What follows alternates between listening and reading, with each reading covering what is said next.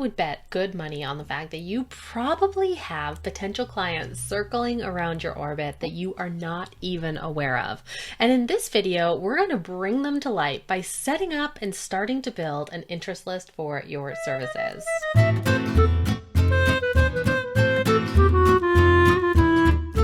Welcome back to my channel, and if you're new here, my name is Haley Dale, a content and sales funnel strategist helping you create more productive, purposeful, and yes, profitable content too. So if that sounds like something you're looking for, make sure to hit that subscribe button down below this video for more value-packed videos just like this one every single Monday. Welcome back to part 3 of this Getting Client 7-part series that's going to bring you through the process of getting at least one client from your content in 7 steps. So this series is for you if you are a service-based business owner who is struggling to find enough clients or even your first client.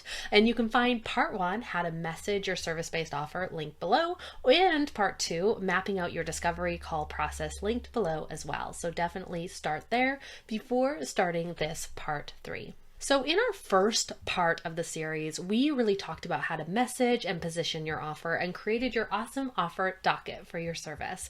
Then in part 2, we set up your discovery call process. So once you do start getting people who want to talk to you about your service, you know exactly what to do and aren't like stuck at a loss of what steps to take next. Now in part 3, we are ready to start filling that discovery call calendar, that sales call calendar, by setting up an interest list and intentionally cultivating it so that we can add more of the right people to it. So what we want to start with first, and the first part of this process, is really to take stock of your current opportunities. And we want to set up a place where you can track them all. So where you can go at a glance and see everyone who is potentially circling around a potential client, and you can follow up with them. I really believe that what you pay attention to grows. So should be a regular practice when you set up this list to consciously come back to it regularly and add more people to it, follow up with the people who are there, and just be aware all the time of the people who are potentially looking to book you, because you want to stay top of mind with them. That just helps us be a little more connection conscious when we decide on where we're going to spend our time, because we're going to know where most of our potential clients are, because that's all that information is going to be in the tracker. So it helps you remember to stay in touch with the people who you need to stay in touch with. So this is a 6-step process, setting up your interest list and filling it. So step number 1 is we want to set up an actual list. So I have a potential client tracker PDF down below this video, which you can download, or you can just create a spreadsheet and add different columns to it, or a Google Sheet, anywhere where you are going to remember to actually track it. Other places you could put it in are, you could buy an actual CRM, like something like Zoho or even Dubsado for keeping track of it. You could use your project management tool like Asana or Trello and just put cards for people there. It really doesn't matter where you put it, as long as it's somewhere that you will remember to use it consistently, because nothing is going to make any difference in helping you book more clients unless it's something that you actually use again and again and regularly keep up with. So step number 2, once you've set up your list, is we want to add all of your current opportunities, right? So like I said at the beginning, you likely have way more potential clients circling around than you're even aware of. And so in this step, we're going to bring awareness to the piece of paper. We're going to add them to that interest list. So I want you to think about anyone who inquired about your services in the past 90 days. So think back to any potential sales calls you have had. Think about anyone who sent you an email about your services. Think of anyone who even snuck into your DMs to ask a bunch of questions, or even potential referrals if anyone has been mentioned in that capacity. And then I want you to also think about anyone that you've helped, maybe one-on-one, right? So if you've had people who you've gone back and forth again and again on helping them in your service area, either in the DMs or in Facebook groups, add them to that list. They could be potential customers as well.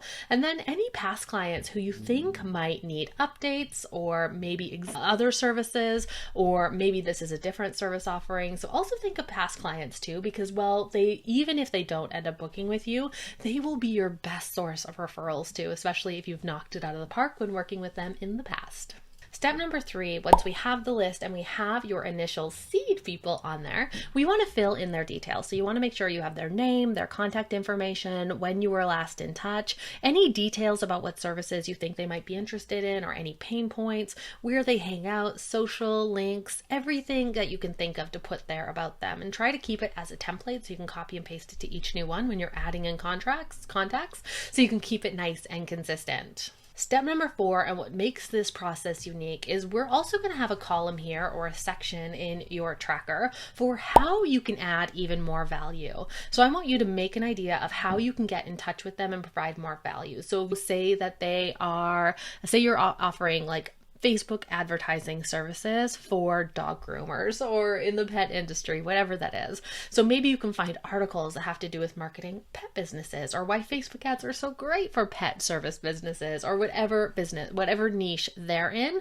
Think about what you can do to add more value, whether that is introducing them to someone, making a connection, whether that's forwarding an article that made you think about them. But we're going to do a bit of resource finding for each of those people that you've initially put on the list, because that's going to be your entryway. That's going to be your reason to get back in touch, but also come from a place of, I'm adding value. I'm adding something to your business, your life, your day that made me think of you, that I think is going to help you. Step number 5, this is where people get a little bit anxious. We are actually going to take that list and we are going to reach out. So I want you to go one by one on your interest list and your way to add value. And I want you to reach out to people, and you're going to check them off as you go, and then put this date as the last outreach date. Hey, I came across this link the other day and it made me think about blank. So what it made you think about, why you think it might be helpful. Just open that conversation and ask how they're doing, right? So that's a potential script right there. One of the things we can't control is the number of people who actually pull the trigger and book a call with us, or the number of people who become clients. That's not something that we can actively control, but what we can control, a business metric that we can track, and what I would consider a leading metric to the lagging metric, which is the actual client numbers booked, is the leading metric would be the number of conversations that I'm having, because the number of conversations you're having is directly proportional to the number of calls that you're going to be booking. So the more conversations you have, just like this one here, the more people who are going to be booking sales calls, inquiring about your services, and thinking about you, which is the whole point of marketing. And one of the so overlooked pieces of really booking out your services and having a healthy, fully fledged interest list that is like party hopping. So we want to make sure that you're reaching out regularly. Step number 6 is more of a maintenance thing, but we want to keep using and adding to your list. So I want you to make this a part of your regular routine. So it might look like you are setting Mondays aside, having an hour where you maintain your interest list and you follow up with anyone, you follow up with proposals, you follow up and get in touch with people, but add it to your calendar and make it a regular part of a weekly routine. What I want you to do during that time when it's time to use it is ask yourself, who should I add?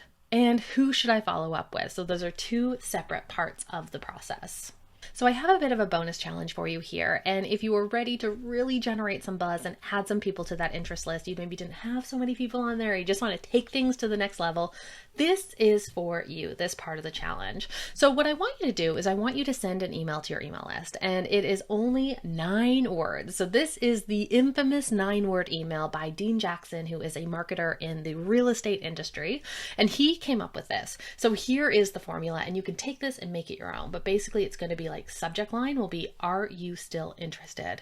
Question mark. Then in the body, 9 words, keep it super short. It might not be exactly 9 words, but greeting, hello, are you still interested in, add your service here, your name, right? The whole point of this, and the whole point why I mentioned that the more conversations we're having, the more people we're booking and the more clients we're getting, is that we are using this email to start to generate some conversation. So you want to reach out, are you still interested? And then they will reply back, and all you have to do is reply back to them and answer any questions that they have, and that will really get the wheels going. So some examples here, if I was sending this out, like it would be, are you still interested? Hey, are you still interested in creating a profitable sales funnel? Haley. Or if you were a Facebook ads person, hey, are you still interested in Facebook ads for growing your course?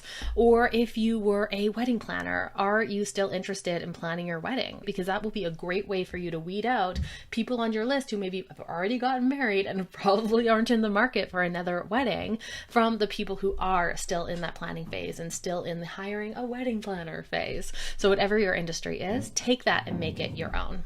Then what I want you to do is I want you to schedule that email to go out tomorrow and check your analytics when you're done. An extra tip here is if you have people opening that email a ton, you can check your analytics and get a list of those people who are opening it. So you can maybe do a bit of personal outreach and see if there's anyone on there who maybe you should be adding to that interest list for that one-on-one follow-up and connection. So are you ready to start generating some more buzz for your services? Make sure to download the free potential client tracker down below this video and tell me in the comments what service you're promoting. And remember, if you want more videos like this one, click on the next video on your screen from me and make sure to subscribe for new value-packed videos just like this one every single Monday.